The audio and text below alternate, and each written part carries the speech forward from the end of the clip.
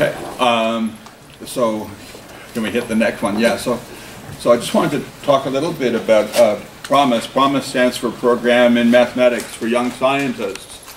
And we started it back in 1989 as one of the Young Scholars programs in those days that was supported by NSF. And it's rooted in the Ross program, as I mentioned this morning. It's a 6-week residential summer program for talented high school kids. And here are some of the things that we emphasize. We're very clear on the idea of depth over breadth. In other words, we're not trying to cover all of mathematics. Quite intentionally, we pick one particular area. It's not, we don't really believe it's crucial what that area is, but it should be one thing in particular that they learn very, very well. And if they come back for a second summer, then they get to branch out and do all kinds of things. Actually, they can branch out in the first summer too, so long as they do that one thing.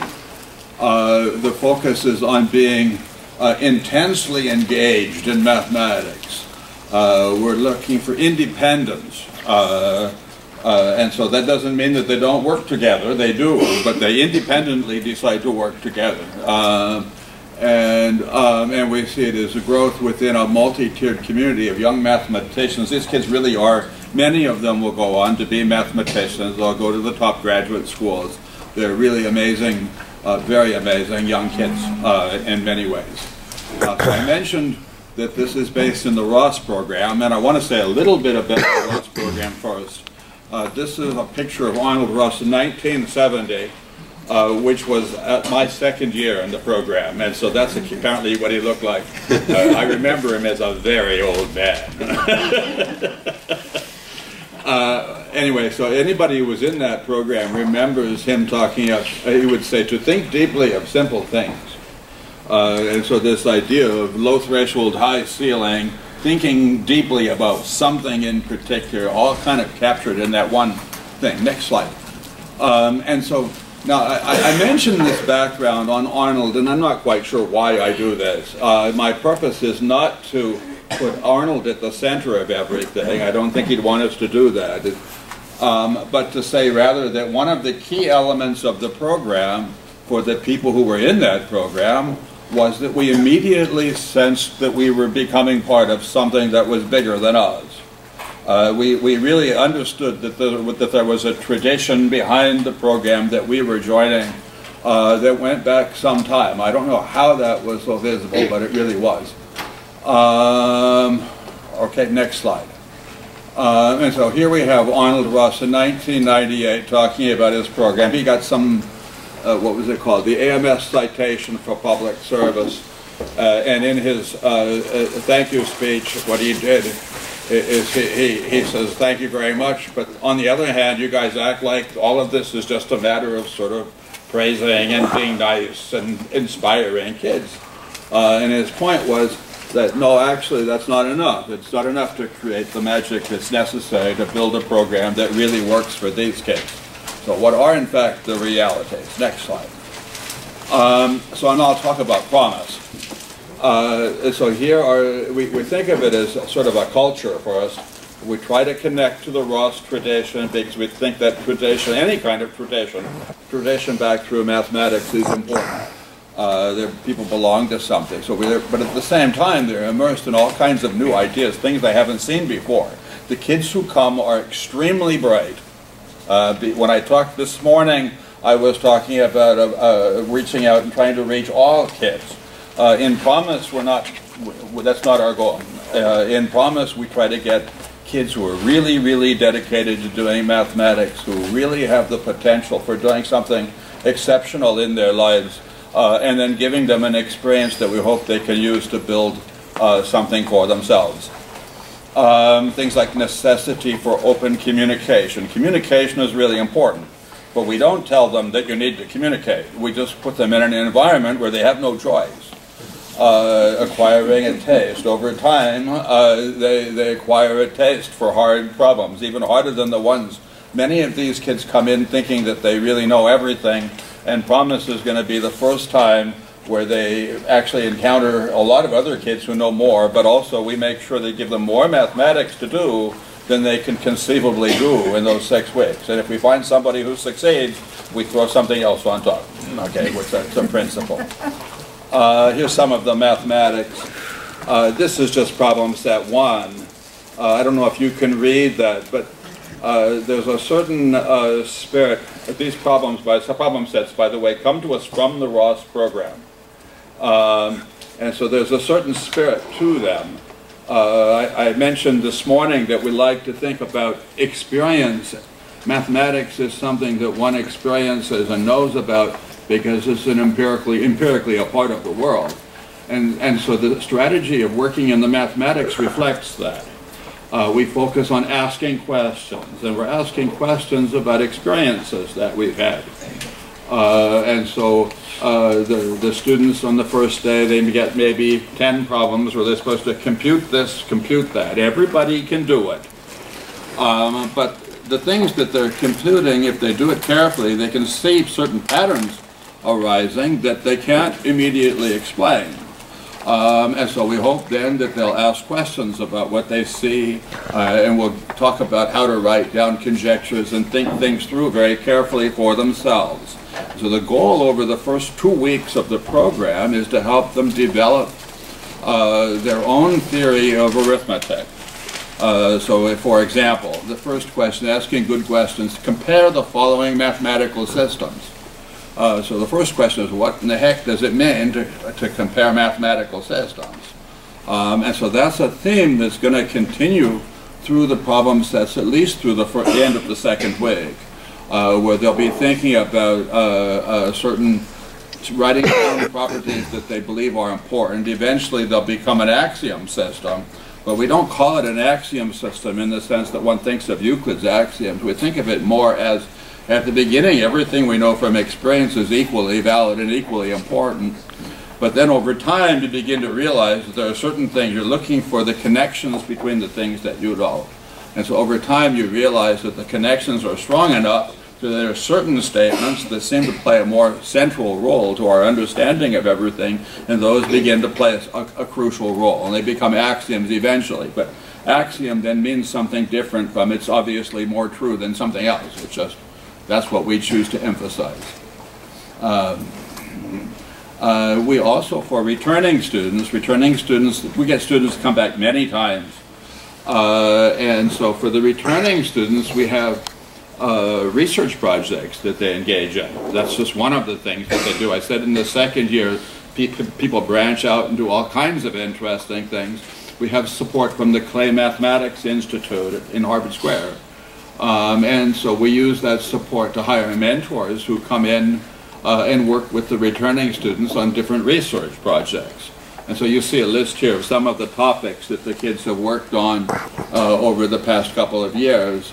And it's actually quite impressive, not only the topics that they worked on, but the mathematicians who volunteered to work with them. Those are some quite prominent mathematicians, many of them. The community, we have, I'm just counting, 55 high school students who are there for the first time, 20 who are returning. This is on average. The number of counselors is about 20 per summer. And then we have faculty, 7 mathematicians running seminars, 6 mathematicians as mentors. And throughout all of this, we have, I mentioned the teachers who are part of the program during this summer. So you can see their list too. There's about, well, it looks like when I made this slide there were 26, but it's closer to 35 now altogether. Okay, I mentioned some of the outreach stuff. Promise started in '89, and we had this, even though we were focused very strongly on these exceptionally bright kids, there was a principle that I think many of us felt was important, and that was that we felt that what we were doing actually was accessible to many more kids. And so that became part of our secondary mission for us. Promise for Teachers was introduced in '91 to bring teachers in to see how they handled all of this, what it was good for their classrooms. We're still doing it. It's still growing. Focus on mathematics with the MSP I was mentioning before. And a few years ago, we became one of the centers for Math for America, Boston. Okay. Let me just say that how do we get students, the application process centers on 10 challenging problems. And these are pretty open-ended problems. There are answers in the end, but we're interested that problems are chosen so that when they get to the end, there are certain natural questions that come up. Like, how can you generalize this? And what other questions can you ask of a similar sort? And so we're very interested in what they do in that sense. So in other words, somebody who comes up with interesting generalizations gets a couple extra points, that sort of stuff.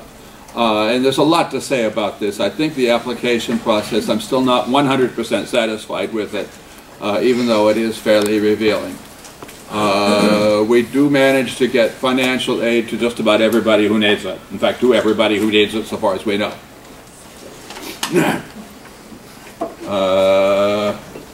Okay, I think I kind of said that already. So, and the brief history, that's, I think, maybe my second to last slide. I think I can skip that. And evolving traditions and community. Community and tradition come together. And Promise, over any of these programs, we all have our own traditions. And Promise has a long one going back through the Ross program. And here are just some of the things that have developed in various ways over the last 23 years that we've been running the program.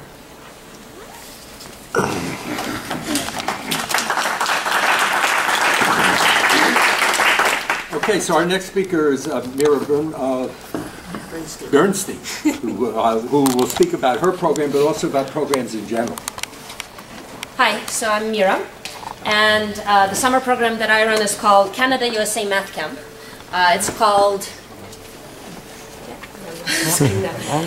called Canada-USA because it was originally founded by a Canadian mathematician, and because we continue now actively to recruit in Canada. Canada doesn't have all this wealth of summer math programs that the US has, but we actually have students from Canada, the US, and internationally. So I have been one of the principal organizers of this program since 1997 when I was a graduate student. I've been the director since 2002. The program itself has been in large-scale operation since the mid-90s. So the basics are MathCamp is 5 weeks long, a little shorter than Promise. We have more kids. We have about 110 to 120 kids. About 3/4 are from the US, the rest are from Canada and international. And we haven't actually, so one way in which we're different from many other summer programs is that we move around. We're not affiliated with a university. We're our own thing.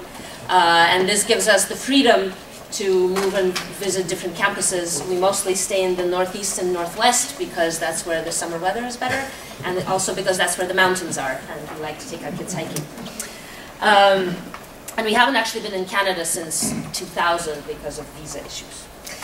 But before I tell you more about MathCamp, I did want to say a little bit more about summer programs in general. So I haven't taught in math circles in a while. I taught in the Boston Math Circle in the 90s and in the Berkeley Math Circle a little bit in the early 2000s.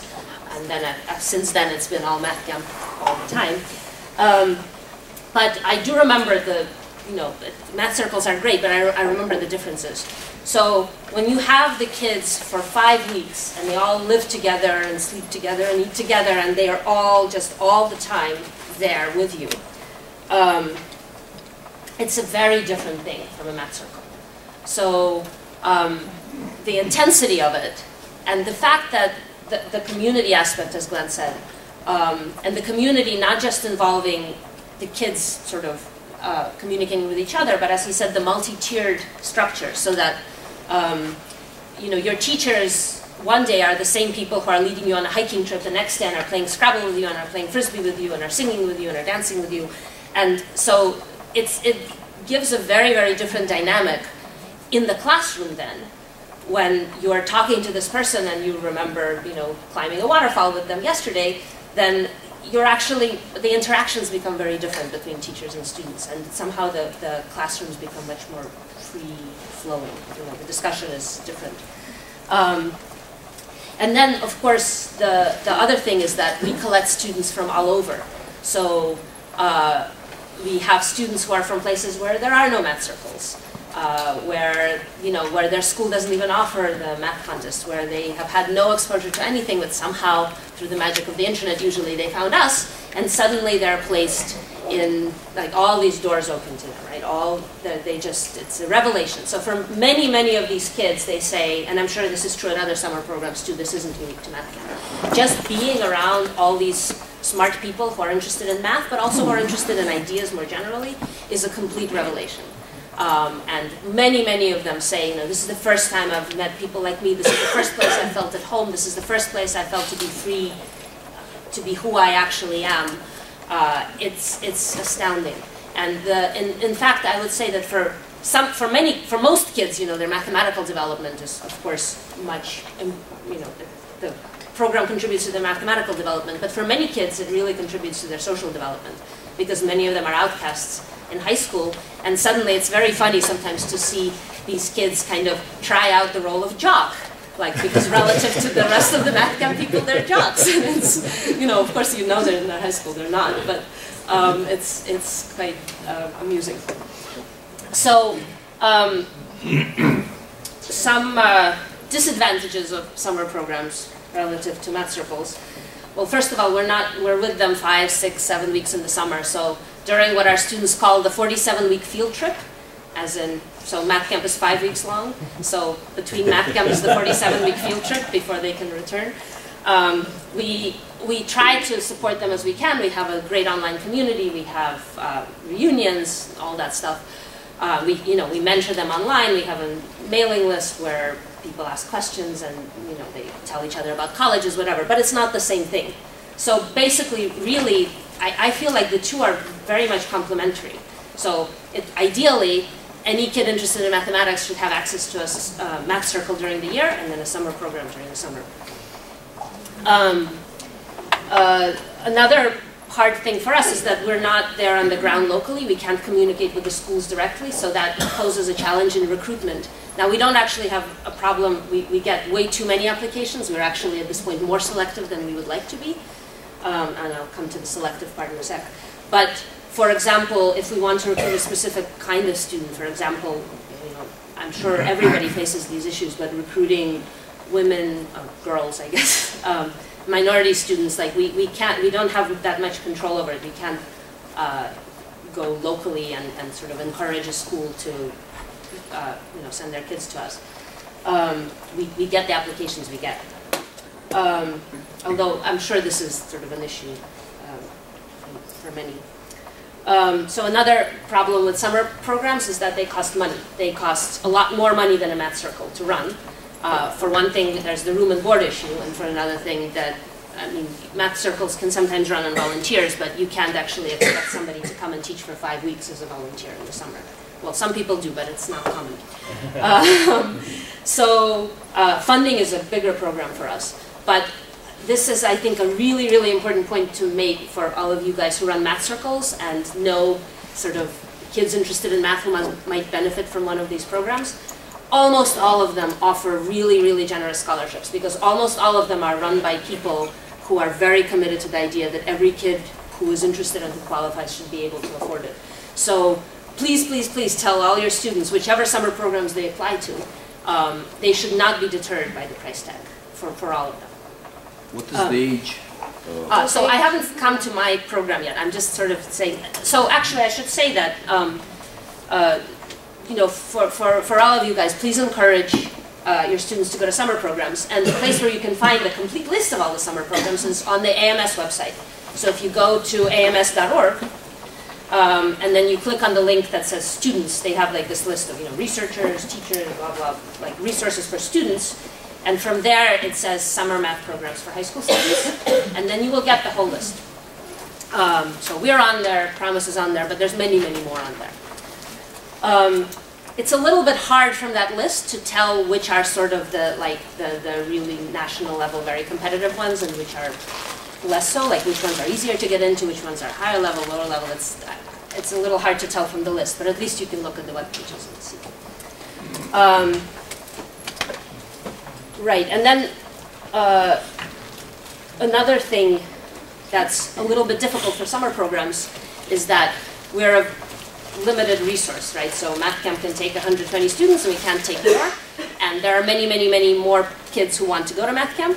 So we have to be selective, which really saddens me, I have to say. Like when I used to teach at a math circle, it was everybody who wants to come. And now we have to turn kids away who are actually really good and really smart and really interested, but we just don't have space for them. As Glenn said, the admission criteria for these programs are often a set of math problems, hard math problems, which the kids have to do. But the summer programs don't coordinate between each other, unfortunately. We need to work more on that.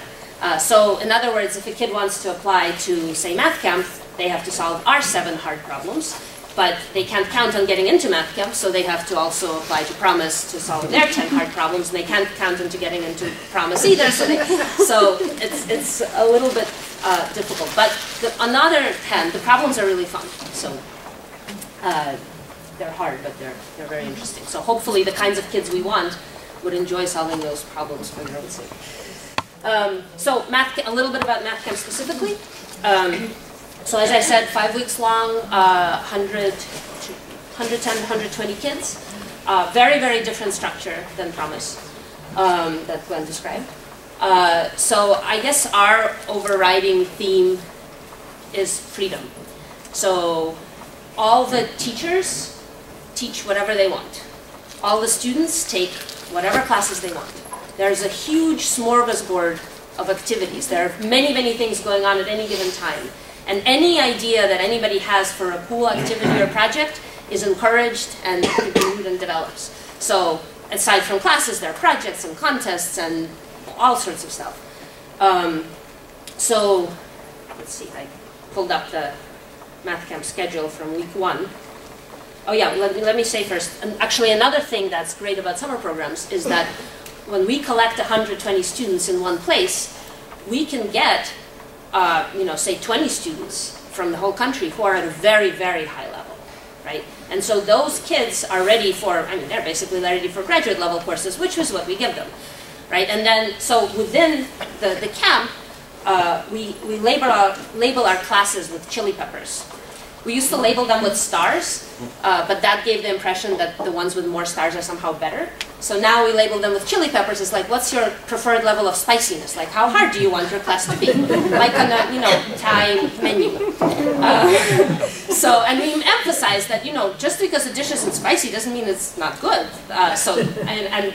Some of the easier classes are on topics which are very interesting, in which, like there are many one-star classes, I still say star, one chili classes on topics that I don't know anything about. So, but sort of in a one chili class, the pace is sort of manageable, and basically we don't go forward until everybody's satisfied and understands. And in four chili class, it can go quite fast.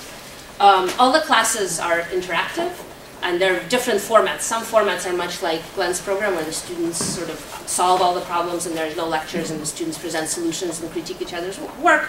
Others are more interactive lecture, whatever. Basically, it's whatever the teacher wants to do. So I was going to tell you some classes. So here's some things from the week 1 schedule of MathCamp 2011. Convex polytopes, introduction to problem solving, perfect graph theory, group theory, transcendental numbers, introduction to graph theory, so that's a different course because it's at the lower chili level. Point set topology, proofs are programs. That was a very interesting class on, I won't tell you. Paper folding constructions, ring theory, special relativity, introduction to number theory, proof techniques, Diophantine equations, counting with generating series, multivariable calculus crash course, which was, we don't generally teach calculus, but sometimes somebody wants to do something that requires it, and not all our kids have it, so we just... so that's the academic part. Basically, there's a huge variety of things you can do, and the kids don't have to do any set amount or any set, particular set of activities. They can do absolutely whatever they want. They have an advisor who helps them choose, but they don't have to pre-register. It's absolutely go do whatever you feel is best for you right now. And it works with these kids, amazingly. Like, you might not think it would, but we found that it does. And I think, as Glenn mentioned, tradition, part of it is that we have alumni coming back every year, and they kind of enforce the spirit of the place. And so people don't take advantage and don't goof off, but they really work very, very hard. And then the outside of academics is also very lively. So the daytime is academics and the evenings is all other stuff. And there's tons of activities and events and trips, again, organized by students and teachers. And again, I think, aside from the fact that it's a lot of fun, it actually really, really contributes to the mathematical education of the students to have this, to have math be just part of life, integrated into all of this community. That's probably about all I have to say. Oh, and I have brochures, if anybody's interested.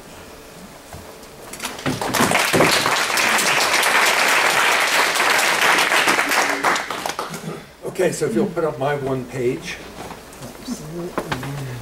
I hurriedly made one page. I wasn't quite sure what we would all be saying or where I would go, so I couldn't prepare in advance. If you can blow it up so only like the top third appears at one time. This is actually as much for my benefit as yours. It gives me little notes on what I'm going to say. So that's who I am. I'm Steve Maurer at Swarthmore College. I'm here on this panel because I'm the academic director of MathCamp, which is one of the summer programs, and I will say a little bit about our own program.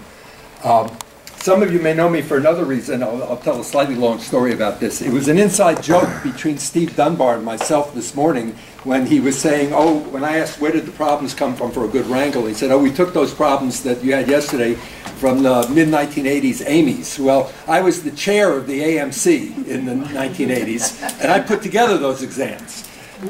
So I told Steve at the end of the wrangle, I said, these problems look rather familiar. He said, yes, you should recognize them. Anyway, so you may see my name on one of the contest books from the AMC. Anyway, first I want to emphasize one point that Mira made, which is that qualitatively summer programs are really quite different from circles because it's an intensive experience several weeks long, 5 in the case of MathCamp, 6 in the case of Promise, 4 in the case of MathPath.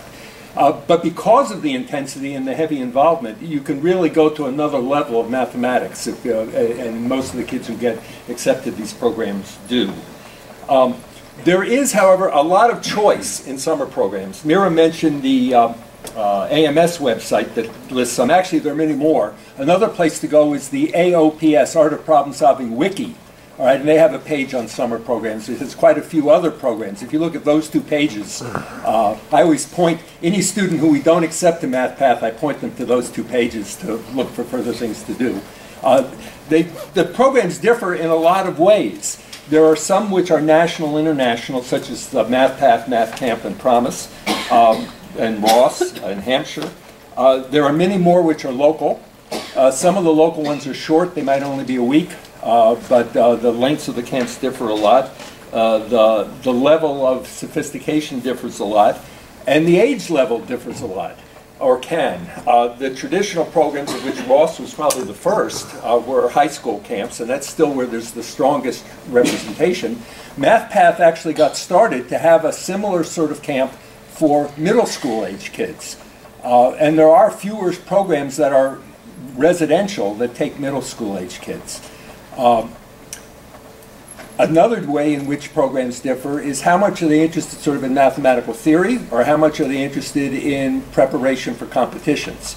There are camps that emphasize both. The traditional high school camps have mostly done mathematical theory, but there are other camps now available that will emphasize more competitions. And by the way, we find that students often come at mathematics from competitions. They learn about that first. Sometimes they're quite competitive. We always feel that it's a good hook to get them involved in mathematics, but it's the mathematics itself that we're most interested in. MathPath has sort of a mix. You can take some courses which are competitions-oriented courses, but there are plenty of courses which are not. About courses. So Glenn has explained that Promise and Ross, at least if you go for your first year, everybody does the same course all day for 6 weeks. It's number theory, I think, is what we usually do. And he said depth over breadth. And it's very important to get depth. But it's also important to get breadth, and so you have that choice. MathCamp and MathPath tend to emphasize breadth more. And I often tell my students who they've gotten too old for MathPath, what should they do next? I say, well, you have this choice when you get to high school level camps. You can have more of a breadth one or a depth one. I hope you'll try both, right? Because there's something to gain from both of them. Now, we actually have thought fairly hard in terms of our younger clientele as to what would work well with them. So the first thing is that you should realize for any summer program is the amount of time the student is spending on math per day is suddenly much more than they've ever been asked to do before. In school, they're typically asked to do an hour, or maybe 45 minutes, or maybe 42 minutes in my school district of math per day, all right? The math circles, I've heard an hour and a half, 2 hours once a week. But in a math camp, you're there, it's 24/7, right? Now, many of the camps will have math sessions all day long and then a solid problem set at night. We decided for MathPath not to do that because that would be too much of an abrupt change, we thought, for most of the kids we had. So we alternate between, we spend 3 hours in the morning doing math, some of it sort of plenary lectures, some of it hands-on classes. Then we have a long break in the early afternoon where kids are fairly free to do what they want. Then we have about 2.5 hours more of class and meetings in the late afternoon. And then in the evening, you have a little bit of homework to do, but it doesn't take them most of the time. Most of the evening is free.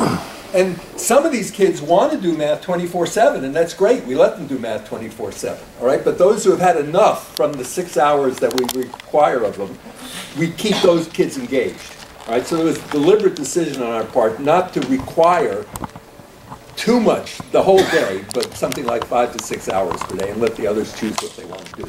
And the kids who have gone to MathPath have really liked the spirit of the place, and some of the spirit comes out, just as at MathCamp, just as it promised, from things you do outside of the classroom. Right? Some of them math-related, they might be Rubik's Cubes, some of them hikes and mountain climbing and whatever they might do. All right, so I've said local versus national, length of the program in terms of weeks, length of the day in terms of mathematics, but I do want to emphasize, as you encourage your kids at circles to consider going to math summer programs, do let them know that it will be a whole level, additional level of amount of time spent on math. And an important thing they will learn from it is whether that makes them feel better or worse. Right? The ones who are likely to become mathematicians, because mathematicians spend all day doing math or related things, will thrive on this. But someone will say, no, that was enough. And you know, I tell my students at Swarthmore College, it's okay if you decided you didn't like something in a course. You're learning what you don't like as well as what you do like, and these are important decisions. Students who have the hardest time at Swarthmore, and we have more and more of them, are kids who are good at everything, right? And because they have to make up their minds and choose something eventually. All right. As I said, at MathPath and at MathCamp, and some of them you have a lot of choice. For us at MathPath, the plenary lectures everybody attends, but the breakout courses, of which there are two, they're 1 week long each. You have 5 or 6 choices each week. You get to choose mostly which one you take, and so there's a lot of choice involved there. And we still have stars right, instead of chili peppers, but there's a difference in terms of sophistication, how much you need to know. Involvement of teachers. One of the things I really like about Glenn's program is he has this promise for teachers, right? And I know Al Coco pretty well, who's involved in that, and I think that does a tremendous service. We do a little bit with teachers in the sense that we always have a position for a school teacher who particularly already has some experience in the sorts of things we want and wants to come and be part of our program. We also have a position for observer, where you come and, for a modest fee, get to observe and see how we do things. And furthermore, people will sometimes write to us and say, I live nearby, can I come for a day or two and see what's going on? And we say, of course. And parents are also welcome to come, and especially the beginning and the end of our program, and see what's going on.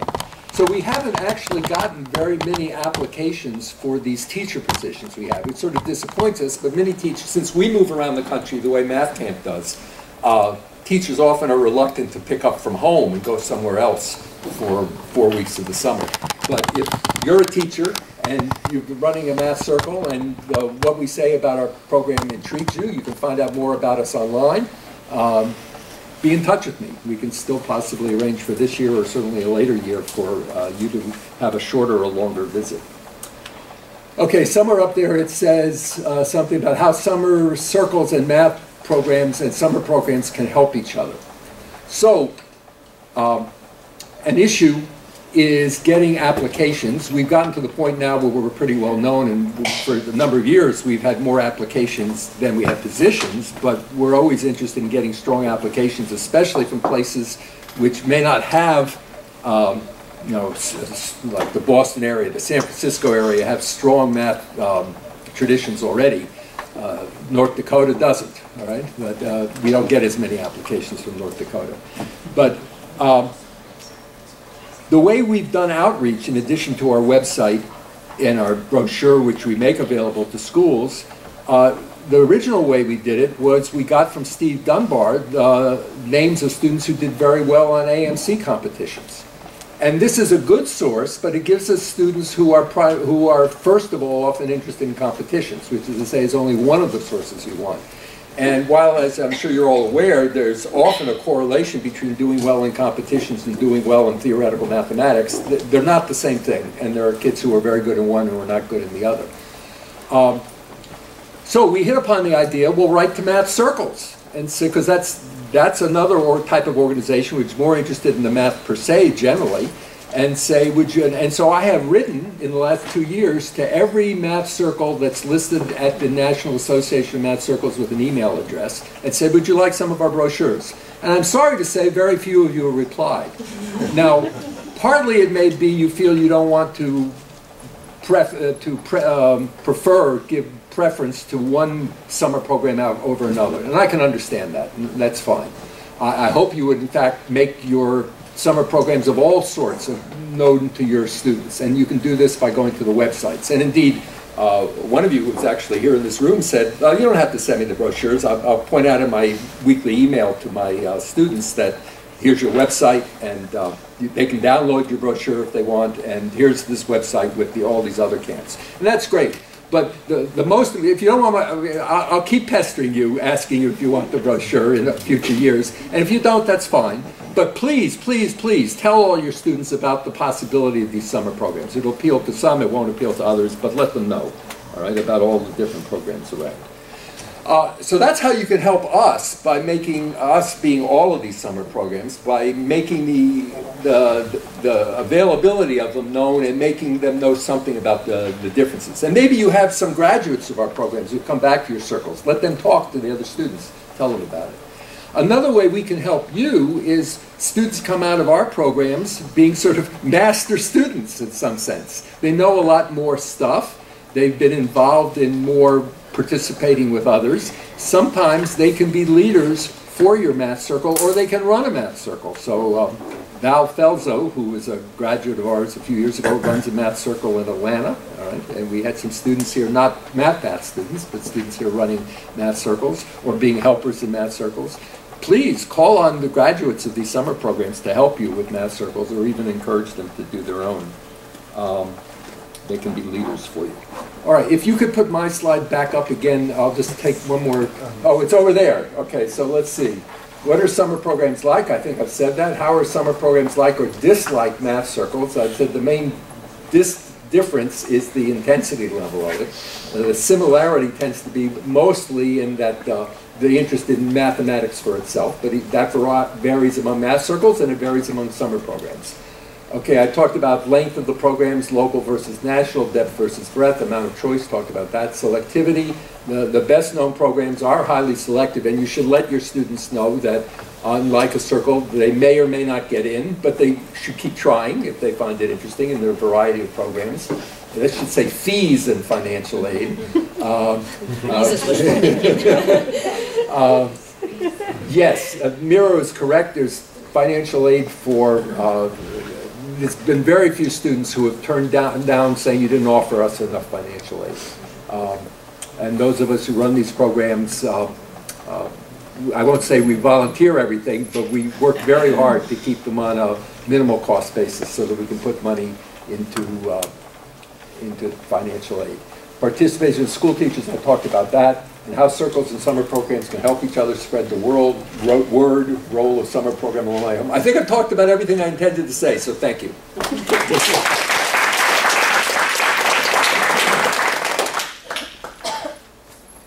Paul Zeitz.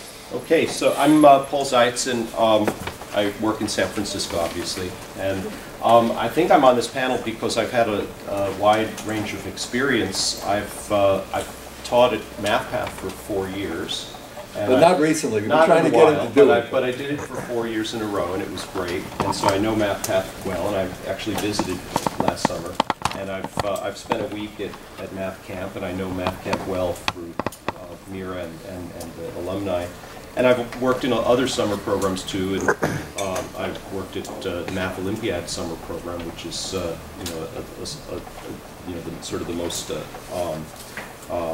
selective of these programs. And I do a lot of math circle work at all kinds of levels. But the point of this panel is summer programs, and I think the most important thing that we should realize is that summer programs are better. They're better than math circles. And I don't want to insult anyone. I don't want to insult myself. But they're better for the reasons that Mira and Steve and Glenn have said. They're better because they're more intensive, and also the whole purpose of everything we're trying to do is build community and build intensity. And summer programs are better at both of those for obvious reasons. And so I think the perspective we should have is not that math circles are bad, but how we can make math circles more like summer programs, and sort of keep the summer programs as like a platonic ideal for mathematics programs in general. Because another summer program that hasn't been represented here, but many of you know about, is the Hampshire program, which is and if you think of the Hampshire program, at any math conference of any size, you'll see people wearing the yellow pigs, and they have and these sort of cohort traditions are very important in MathCamp, MathPath, and Promise have consciously try to build the sort of things like yellow pigs into their programs to make, because again it's a sort of a community thing. So there's a very important hybrid that attempts to solve this intensity issue, and that's the math teacher circle model, which I don't think we've talked about in this workshop. So I want to talk a little bit about that. And there was a chance I wasn't going to be here today, and Tatiana would have taken my place, and she would have talked about it. But you can add in details if you want. But the math teacher circle idea is to sort of build a mini summer program, and the way that the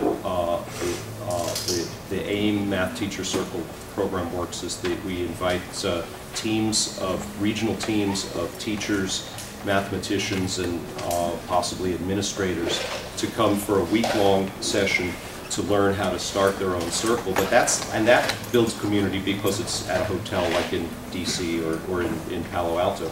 But the important thing is when the teachers go back to build their own teacher circle in their region, the model to kick it off is to have a summer intensive program. It's only a week, and it's called the immersion program. But if it's done the right way, it should be a minimum of 3 to 4 days away from work, away from family, in a nice location where the teachers, primarily middle school teachers, are basically doing math 24/7 for maybe 4 days. So it's not quite the same as a 6-week-long summer program, but it's very important, and it seems to be that when this is done, it kind of creates this community. It creates this cohort group that stays focused for many years and helps to replicate itself. And so I think anything that can be done to sort of remind people that math is supposed to be a 24/7 activity is really important. And with the summer programs, you've heard talk about scholarships and need to recruit people. The summer programs have financial resources to help a lot of students, but they're not getting the students necessarily. And there's the summer programs are, if you want to think about like enrichment as this hierarchy, the summer programs are at the top, and the impact of a summer program is much more so than a math circle. And you can argue that a kid who's learning math in a circle is not being harmed, but they're not necessarily getting a big benefit unless they end up going to a summer program. And I don't mean this literally, but I mean something like a summer program. And there's a kind of a cultural access problem with summer programs. So, for example, MathCamp, which I know the most about, and I've talked to Steve a lot about this, has tried to recruit low-income kids to come to the program. It's very hard to find these kids, and also, even if you find these kids, they might be talented, but they still might not be ready because they just need a certain amount of sort of polishing, a certain amount of finishing. And Steve worked on a grant proposal to sort of create a sort of a pre-program for summer programs to get kids ready. And we didn't get the grant, but I'm sure it'll happen in the future. And there are some programs like Dan Zaharapal has started a program that's at least tentatively beginning this process of locating kids that need just a little extra encouragement, a little extra education to get them to the point of being able to apply to these programs. Because the trick isn't necessarily getting into these programs. The trick is to get to the point where you even think about applying.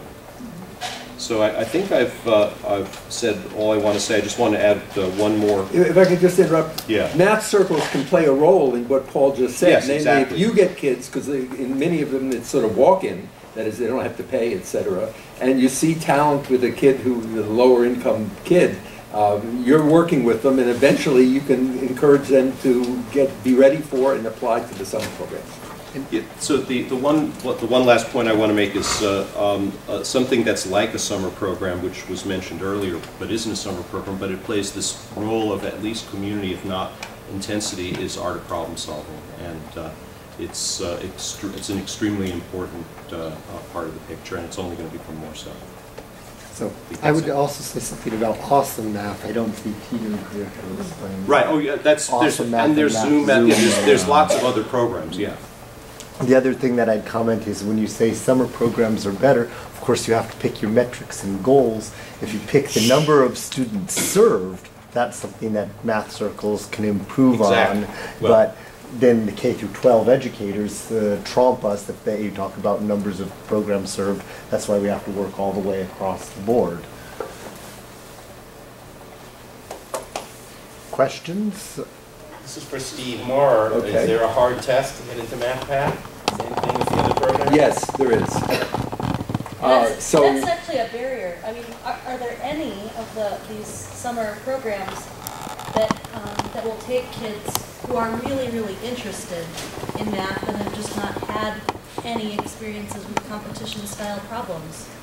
Well, first let me answer that. Not the tests for the summer programs are probably not what people think of as competition problems, unless you're thinking of USAMO or the IMO tests.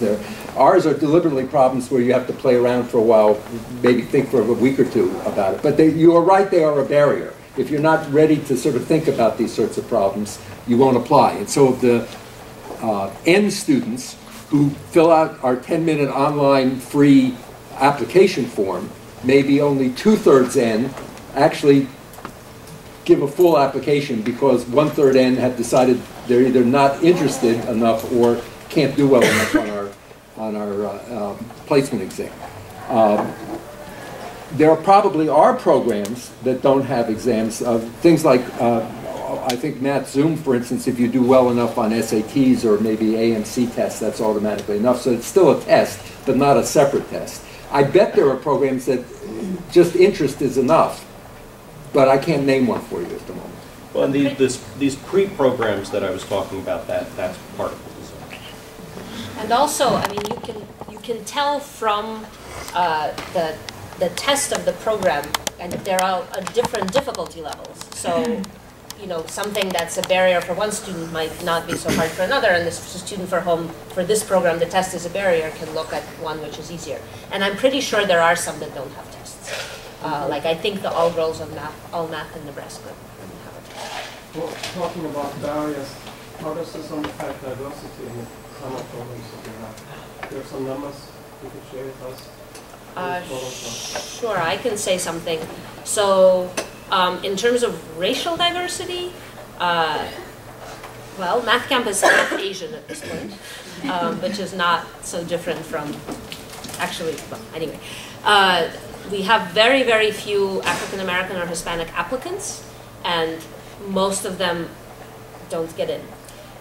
We have a kind of... from California or Boston? Or? Sorry? And the ones who come in all come from Boston or California? Not necessarily, actually.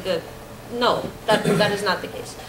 We had a very good black student from Colorado 2 years ago and a very good one from New York City. But this is what we're talking about. We're counting them on the fingers of one hand. Right, that's right. Same kind of thing with us.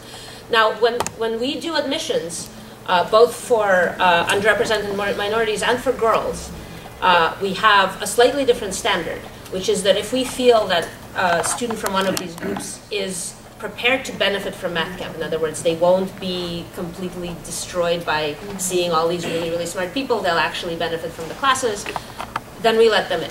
So they're sort of a separate, like, right, they don't have to, we don't have to worry about, you know, that there are boys who are much, much better at the selection test. But even with that, our students, so we have about a quarter of girls. And that's tough. So we've also been working on ways to try to diversify the applicant pool, but it's hard. How many girls are there? A quarter. Last year at MathPath, we had 1/3 girls, which was the highest ever. So. It depends what age. And at Promise we had 1/3, about 1 in 3. Elementary, you have many girls. Yeah. Yeah.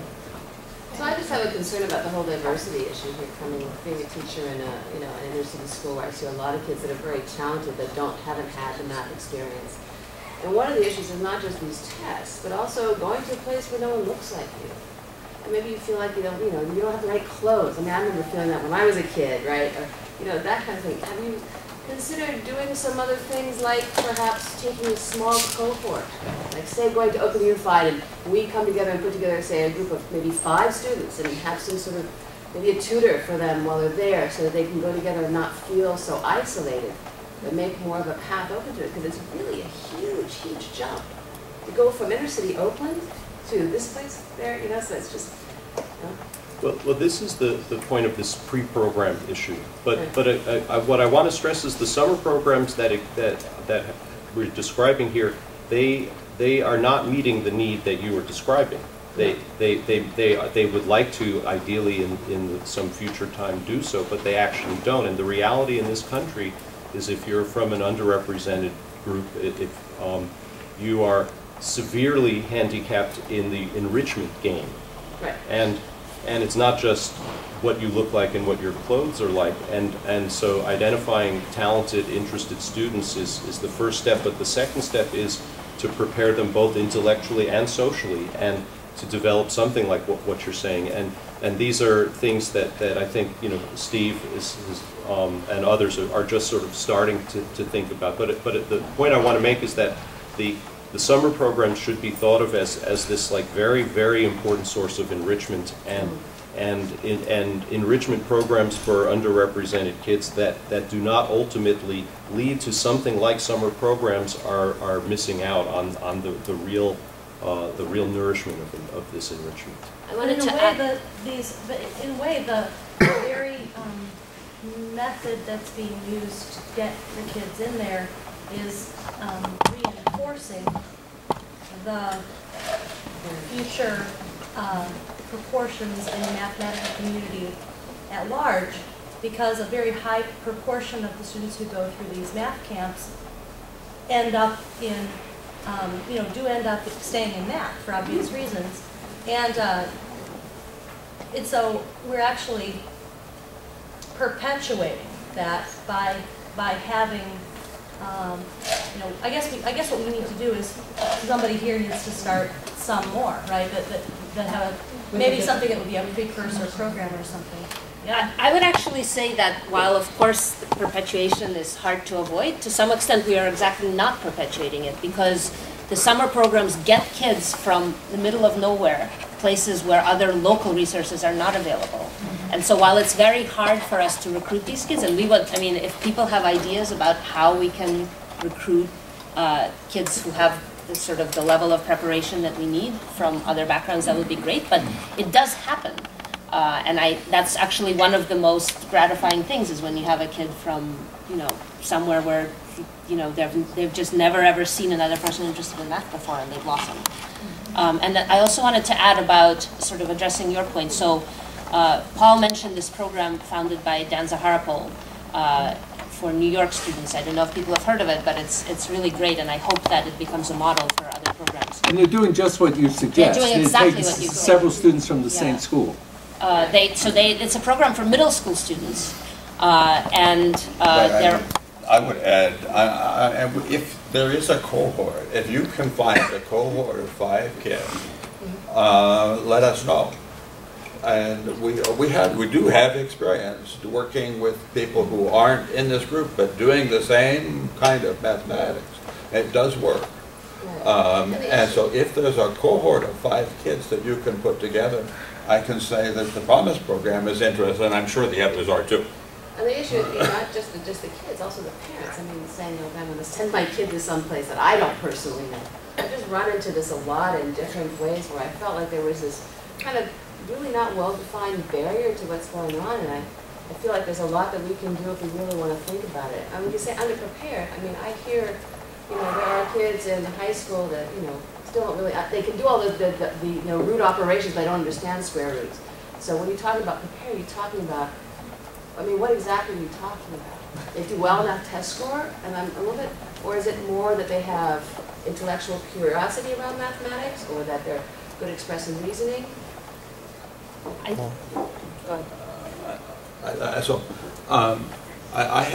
remember sitting at a meeting in Washington, D.C. Was Florence Vassinelli still here? Yeah. With the SUMA group, the Strengthening Underrepresented Minority Mathematics Achievement Group. It's a part of the Mathematical Association of America. It still exists. But in those days, they used to invite a lot of people together. It was a group that networked. Arnold Ross was among the group. I was there. Florence was there. Bill Hawkins was running things then. I guess he still is. And I remember sitting around a table, and we were talking, and there were quite a few African-American mathematicians in that group, and I was explaining my experience with the Ross program. And there was uniform. They said, well, why didn't I know about those programs when I was in high school? If I had only known. And so let's make sure that they know. And listen, that much, let's make sure that's happening. I want to make an analogy. So back when like running started to be a craze, I remember reading some book that said something false, but it said anyone who gets to the point where they can run a marathon, that person will never have a heart attack. Okay. That's not true. You might have one during the yeah, that's true. But so you can think of a summer program as a marathon, and so somebody who gets into a summer program, you don't have to worry about them. You know, they've made it. But to get to your point, it is a marathon though. So you can create a summer program that's not a marathon and call it a summer program. But until it's a marathon, you're not getting that benefit, that cardiovascular benefit, this sort of in quite the same way. And so what I'm saying, let me. So what the point I'm making is that if we agree that running a marathon is important, what we want to agree is how do we find a way to train more people to actually run marathons, not fake marathons, but real marathons. And it's a non-trivial issue. But a lot of these kids can do math all day and math all night and be extremely creative and insight. Marathon. Yeah. They can go at it. They can have insights. They can do all of these things, but they don't have the background to answer the the kinds of questions that are on these the particular style. They just haven't seen those kinds of questions at all. They don't even in some cases a lot of the kids that I've been working with. I agree, but again, the point is they haven't run a marathon yet, and they haven't learned the right training, and they need the training.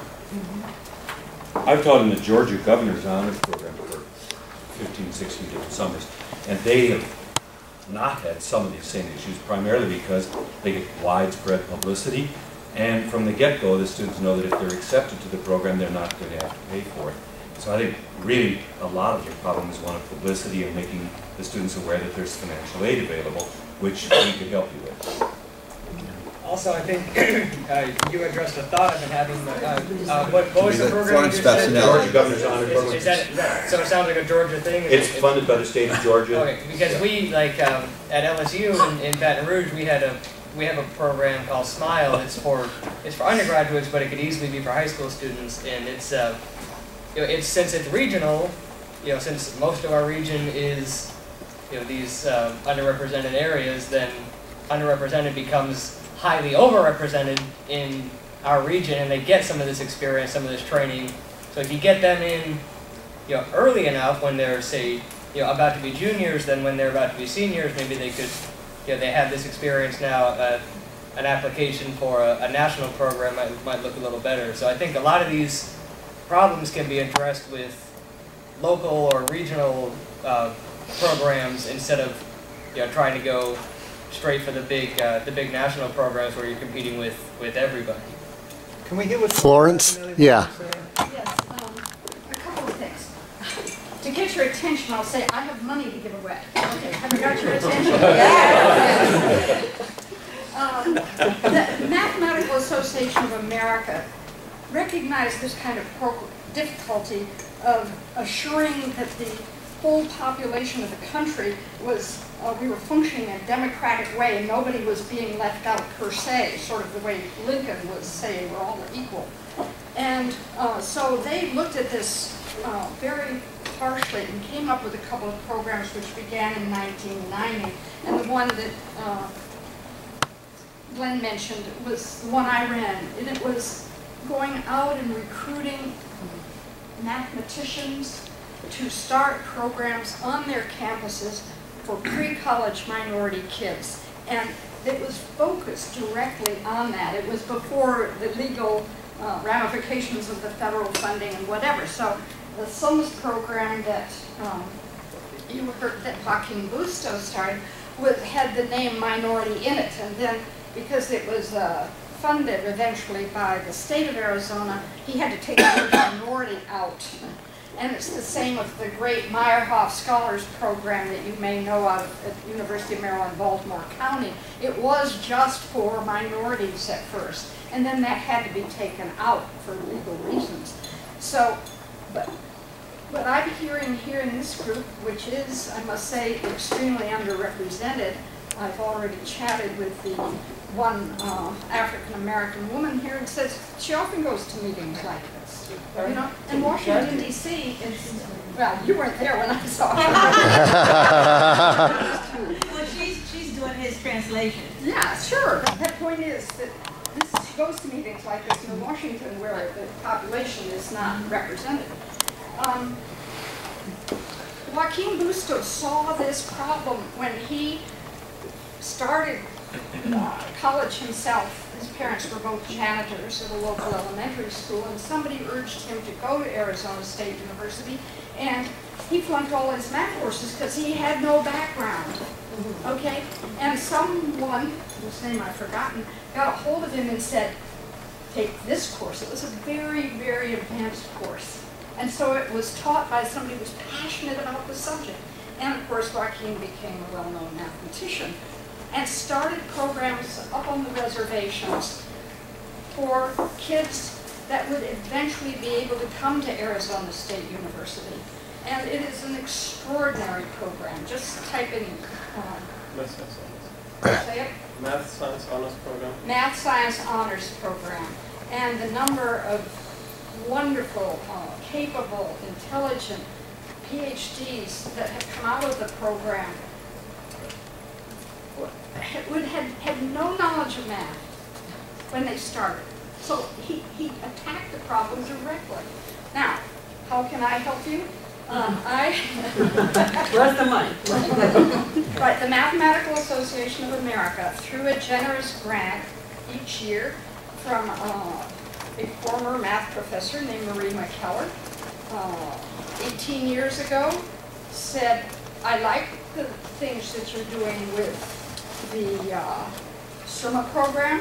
I want to start the same thing for women. And so the application form is on the MA website. It says Tensor. And every year we give out, $10, $12, $15, $6,000 grants for people to have programs for women. They could be math circle in a school. Even it could be, you could have one for boys, you could have one for girls, it doesn't matter. And then we have a program for minorities as well. And some of you have gotten funding. Who's gotten funding here? Yeah, you have. Who else? Yeah, you have. I am right. And if you just go to Tensor, MAA, and look at the forms, the guidelines, you'll see my name down there, and it says to get in touch with me, and I'll help you design the program. We have a program more than 50%, much more than 50%, like 60, 70% are underrepresented minorities, but not all of them are. That's fine. That's the life. Yeah, but the focus is, and that means like, let's say it's about women. It's easier for me to talk about. Okay. So boys can come, but if all the speakers are women, and you're doing the history of mathematics using historical things, Sonia Pavlovska, Julie Rouse, and anybody, then the boys will learn about that too. So there's no harm in So it. the Tensor grants are also available for those kinds of circles where it's not restricted? Yes, but you're going to have a focus. Yeah. But anyway, I just want to say, everybody in this room can increase the minority population in your programs if you use various methods that are slightly different than the ones you're using to just pick the very, very best. Okay? And Okay. I think we should thank the panel. They did a wonderful job.